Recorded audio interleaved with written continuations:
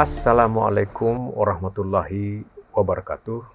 Salam sejahtera untuk kita semua. Jumpa kembali di channel khusus kesehatan Ngobrol Sehat bersama Profesor Del Fitri Munir. Sahabat sehat sekalian, pada episode kali ini kita akan membahas mengenai dampak buruk dari mengkonsumsi alkohol terhadap hati kita atau liver kita. Kita akan membahas bersama pakarnya, Dr. Taufik Sungkar, spesialis penyakit dalam KGEH. Assalamualaikum, Dr. Taufik. Waalaikumsalam, Prof. Baik, Dr. Taufik, pada episode kali ini kita akan sedikit membahas ini mengenai ada kebiasaan-kebiasaan di masyarakat kita yang kurang sehat ya, yaitu meminum alkohol. Apa sih efek kepada hati atau liver kita minum alkohol? Silakan, Dr. Taufik. Ya, baik, Prof. Terima kasih pertama-tama saya ucapkan. Jadi memang yang Prof sampaikan itu benar.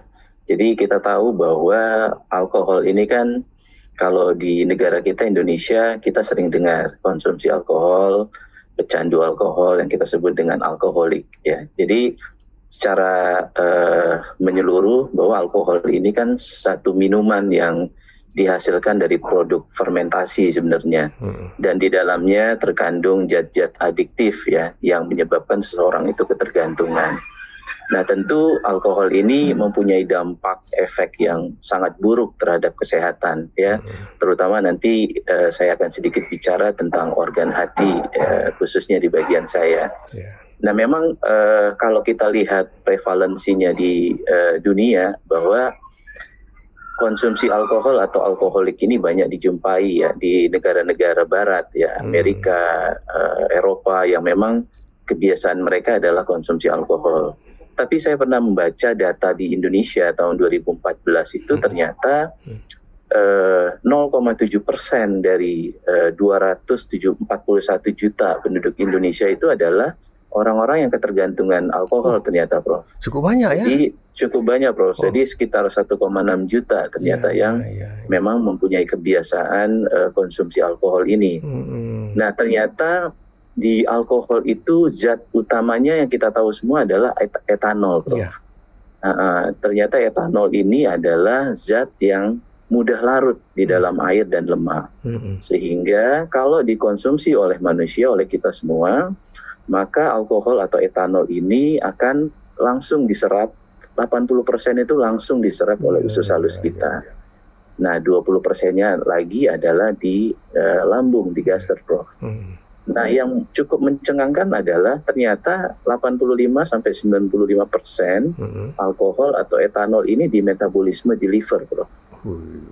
Nah, makanya sedemikian besar metabolisme alkohol di liver, inilah yang menyebabkan kerusakan yang lebih berat nantinya di liver. Nah, bagaimana alkohol itu sendiri dapat menyebabkan kerusakan di liver? Nah, memang ada proses kerusakan yang akut dan yang kronik. Kalau yang akut biasanya, Prof, begitu alkohol kita konsumsi, maka dia akan di metabolisme di liver, Prof. Nah, etanol yang akan di metabolisme di liver itu akan dirubah menjadi kita sebut dengan asetaldehid namanya, Prof. Nah, asetaldehid yang dirubah di liver ini akan mengalami atau memicu terjadinya produksi yang berlebihan dari yang kita sebut namanya NADH,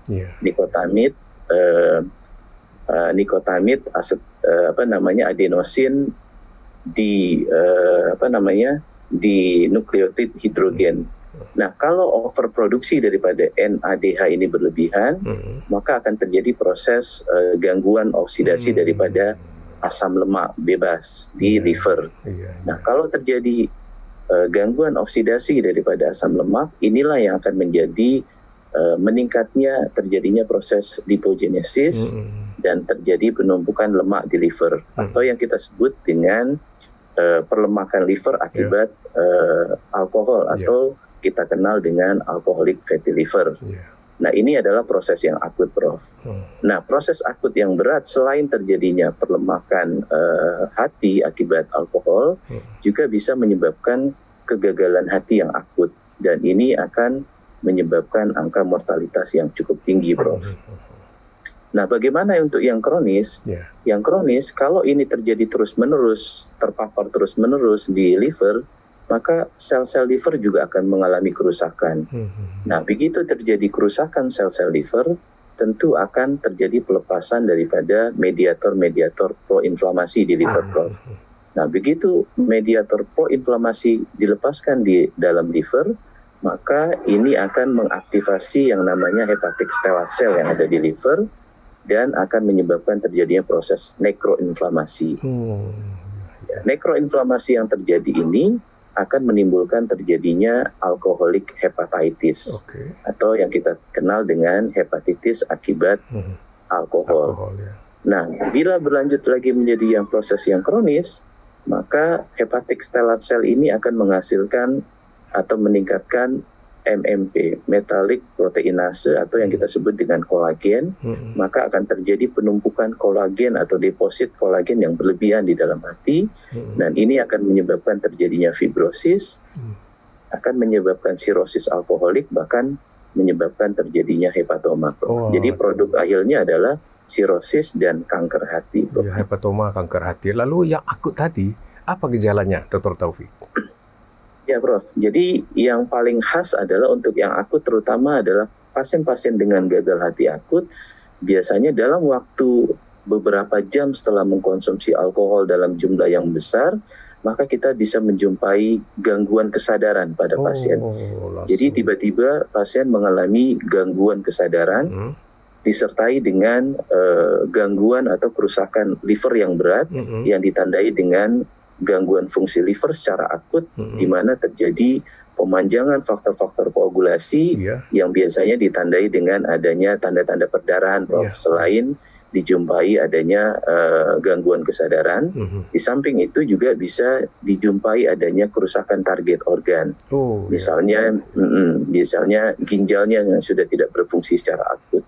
Dan kalau ada tanda-tanda gangguan kesadaran, gangguan pemanjangan faktor-faktor koagulasi, dan kerusakan target organ yang terjadi dalam waktu hitungan jam setelah pasien mengkonsumsi alkohol secara berlebihan, ini kita indikasikan bahwa pasien tersebut mengalami proses gagal hati yang akut.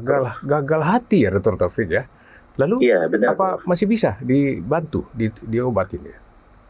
Iya, Prof. Jadi kita kenal bahwa liver ini adalah organ yang bisa mengalami regenerasi secara cepat, Prof. Namun bila kerusakannya luas dan akut, maka tidak ada obat yang bisa membantu memulihkan fungsi hati untuk kembali normal. Satu-satunya cara adalah mengganti kerusakan yang masif tersebut dengan organ yang baru tentunya. Inilah yang kita sebut dengan proses cangkok hati atau transplantasi. Jadi pasien yang mengalami gagal hati akut, jalan satu-satunya yang terbaik adalah cangkok hati atau transplantasi, Bro. Waduh, donornya udah susah ya, apalagi akut ya. Nggak ada cara lain ya? Tidak ada, Prof. Karena memang proses gagal hati ada kerusakan hatinya itu sangat masif sekali. Dan tidak bisa terbantu dengan obat-obatan. Nah, Dr. Taufik, kan kita kan jumlah yang mengkonsumsi yang kecanduan kan sudah tahu kita. Tentu di luar negara yang dingin-dingin di luar itu, tentu lebih banyak ya orang kecanduannya. Bagaimana pula kasus di sana, Dr. Taufik? Benar, Prof. Saya punya sedikit pengalaman yang bisa saya sharing. Jadi kebetulan saya pernah 3 bulan di Korea mengikuti course mengenai transplant. Dan kebanyakan kasus-kasus transplantasi emergensi yang dilakukan secara mendadak itu, penyebabnya adalah kasus-kasus dengan intoksikasi alkohol yang memang menyebabkan terjadinya gagal hati akut. Namun di negara-negara seperti Korea yang saya pernah jumpai, mereka sistem transplantnya itu sudah survive, artinya dari segi donor mereka sudah punya list. Jadi ya walaupun pengerjaan transplant itu harus dilakukan secara emergensi ataupun mendadak, mereka sudah siap. Jadi donor sudah terlist dengan baik, sehingga tenaga kesehatan dengan mudah melakukan transplantasi hati secara emergensi. Waduh, kalau kita masih jauh ya, Dr. Taufik ya? Sepertinya sulit, Prof, untuk kasus-kasus transplantasi yang emergensi. Sementara yang elektif aja untuk mencari donor agak kesulitan. Benar, Prof. Di Indonesia, bagaimana yang akut-akut ini? Selama inilah, Dr. Taufik, pengalaman kawan-kawan di Indonesia. Iya, terus terang untuk mendeteksi gagal hati akut ini memang perlu pemeriksaan yang cepat dan segera. Karena waktu antara terjadinya gagal hati akut menyebabkan kematian itu sangat cepat sekali. Jadi saya nggak tahu apakah memang kasusnya banyak, kemudian kita lost untuk melakukan diagnosis yang menyebabkan kita tidak punya data yang cukup lengkap.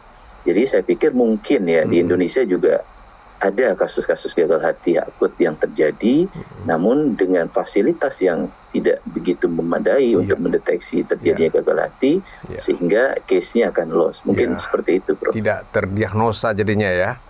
Atau udah meninggal aja gitu ya? Iya, kemungkinan, Prof. Baik. Nah, bagaimana pula dengan yang kronis tadi, Dr. Taufik? Bagaimana perjalanannya yang kronis, yang kecanduan lama gitu? Apa ujung-ujungnya ini? Jadi alkohol itu sebenarnya ada beberapa kriteria untuk menyebabkan derajat keparahan daripada kerusakan hati. Yang pertama adalah jumlah yang dikonsumsi setiap harinya. Jadi kalau beberapa literatur mengatakan untuk laki-laki itu jumlah konsumsi alkohol lebih dari 80 gram per hari dan perempuan lebih dari 40 gram per hari, itulah yang beresiko untuk mengalami kerusakan atau kerusakan yang berat terhadap liver. Kemudian lamanya, Prof. Nah, untuk proses yang akut mungkin dalam hitungan beberapa hari atau jam seperti yang gagal hati akut itu bisa terjadi. Atau perlemakan hati biasanya terjadi dalam beberapa hari setelah mengkonsumsi alkohol. Untuk kasus hepatitis alkohol biasanya terjadi setelah lebih dari 6 bulan konsumsi, sementara untuk yang sirosis biasanya dalam jangka waktu yang lebih lama. Biasanya ada beberapa literatur yang mengatakan di atas 5 tahun, 10 tahun bisa menyebabkan terjadinya sirosis.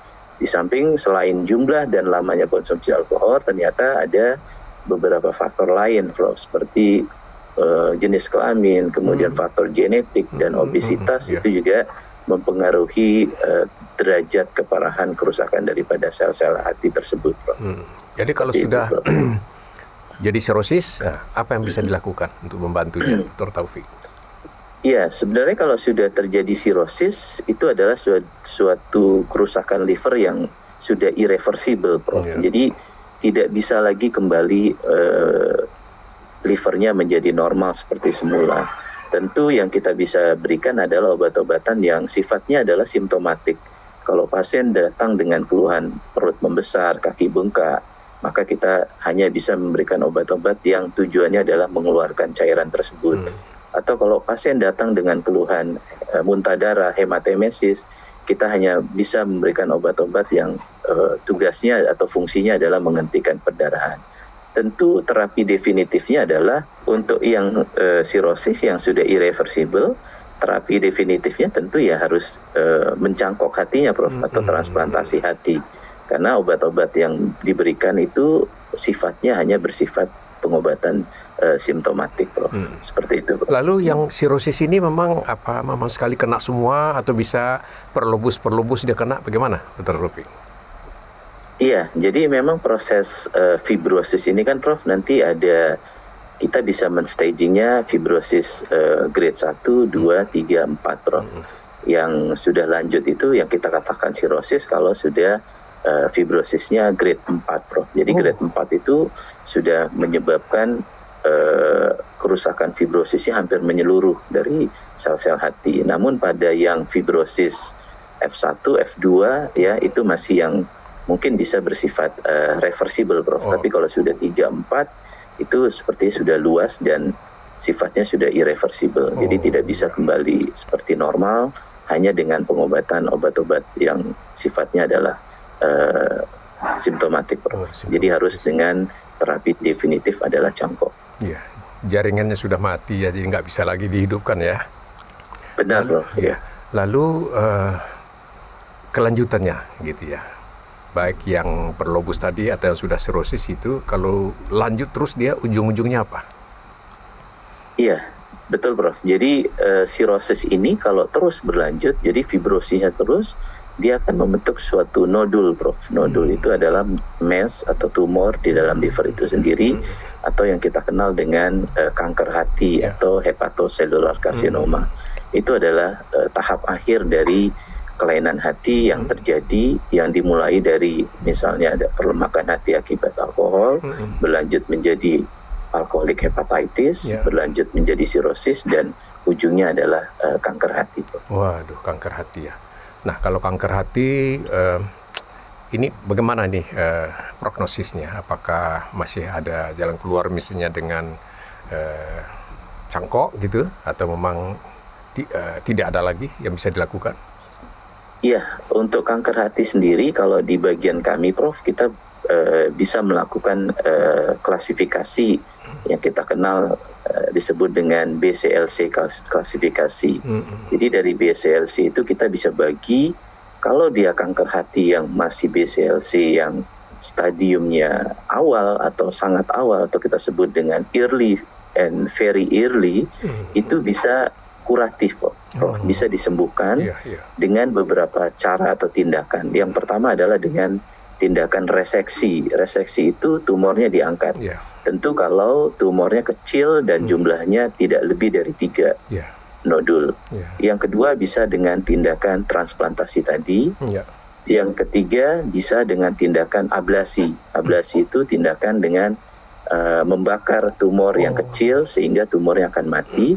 Dan tindakan yang keempat, kita bisa menyuntikkan etanol, Prof. Nah, seperti yang kita bahas. Etanol lagi disuntikan ya? Benar. Jadi etanol itu sebenarnya sebagai terapi kanker hati untuk yang stadium awal. Jadi dengan disuntikan etanol, etanol ini kan adalah zat dengan konsentrasi yang cukup tinggi tentunya, Prof. Etanol yang cukup tinggi, ternyata etanol ini kalau disuntikan ke kanker hati, itu akan membuat nekrosis atau rusak daripada kankernya itu sendiri, sehingga si kanker tidak dapat tumbuh, atau kita harapkan dia mati, sehingga pasien dengan kanker hati stadium awal itu bisa diobati secara kuratif dengan injeksi etanol, Bro. Waduh, luar biasa ya. Sel kanker pun bisa nekrotik sama alkohol. Ini jaringan sehat apalagi ya gitu ya. Benar, Bro. Jadi makanya jangan coba-coba konsumsi etanol. Karena etanol itu sendiri dipakai untuk pengobatan kanker hati yang awal, Bro. Baik, Dr. Taufik. Waduh, ini sangat luar biasa ini. Mudah-mudahan ini ya para sahabat sehat sekalian bisa menyebarkan informasi ini kepada seluruh masyarakat ya. Yang sudah terlanjur jangan diteruskan ya sebelum terjadi komplikasi. Yang belum jangan coba-coba memulai. Begitu ya Dr. Taufik ya. Benar sekali, Prof. Iya, Prof. Semoga kita ya generasi kita dan seterusnya akan menjadi generasi yang sehat ya. Bebas alkohol lah jadinya ya Dr. Taufik ya. Iya, amin, Prof. Amin. Mudah-mudahan, Prof. Amin. Baiklah, Dr. Taufik, terima kasih atas pencerahannya. Semoga bermanfaat dan salam sehat selalu. Wassalamualaikum warahmatullahi wabarakatuh. Waalaikumsalam warahmatullahi wabarakatuh.